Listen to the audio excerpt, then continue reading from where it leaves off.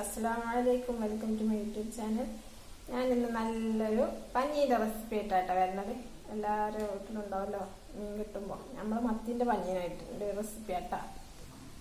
അപ്പോൾ അതിനുള്ള സാധനങ്ങൾ: പനീന്, ഉള്ളി, തക്കാളി, ഇഞ്ചി, വെളുത്തുള്ളി, ചപ്പ്, വേപ്പിൻ്റെ ഇല, പിന്നെ അത് കുഴക്കാനുള്ള മസാല, അതായത് മഞ്ഞൾപ്പൊടി, മുളക് പൊടി. നമ്മൾ മീൻ കുഴക്കുന്നതിന് മസാല തന്നെ മതി കേട്ടോ.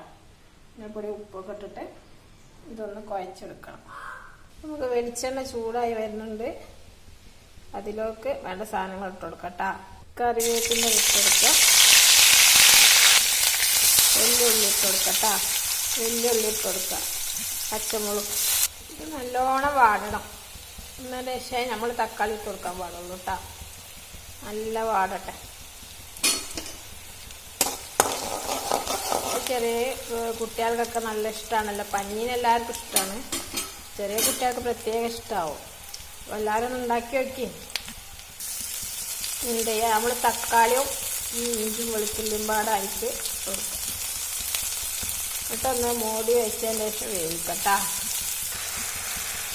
അപ്പം നല്ലോണം വാടിയിട്ടുണ്ട് കേട്ടോ. ഇതിലേക്ക് നമുക്ക് എന്താ ചെയ്യുക, പനീനിട്ട് കൊടുക്കാം. ആവശ്യത്തിന് കുറച്ചും പാടെ ഉപ്പ് കുറവുണ്ട്. അപ്പോൾ ഞാൻ കത്തിച്ചിട്ടിട്ട് എന്താ ചെയ്യുക, ഒരു 5 മിനിറ്റ് അടച്ച് വേവിക്കട്ടാ. മല്ലിച്ചപ്പ് ഇട്ട് കൊടുക്കണം കേട്ടോ. എന്നിട്ട് അടച്ചെടുക്കാം. അപ്പം നമ്മളെ പനീർ ഫ്രൈ റെഡി ആയിട്ടുണ്ട്. അപ്പം നമ്മളെ പനീൻ്റെ ഫ്രൈ റെഡി ആയിട്ടാ. അപ്പം എല്ലാവരും ട്രൈ ചെയ്ത് നോക്കി. ഇത് മാത്രം മതി ചോറുണ്ണാൻ. അപ്പം നിങ്ങൾക്ക് എൻ്റെ വീഡിയോ ഇഷ്ടപ്പെടുകയാണെങ്കിൽ ലൈക്ക് ചെയ്യുക, സബ്സ്ക്രൈബ് ചെയ്യുക, അടുത്തുള്ള ബെല്ലൈക്കൺ കൂടി അമർത്തിക്കോളി. അടുത്ത വീഡിയോ ആയിട്ട് കാണും വരെ. ബൈ.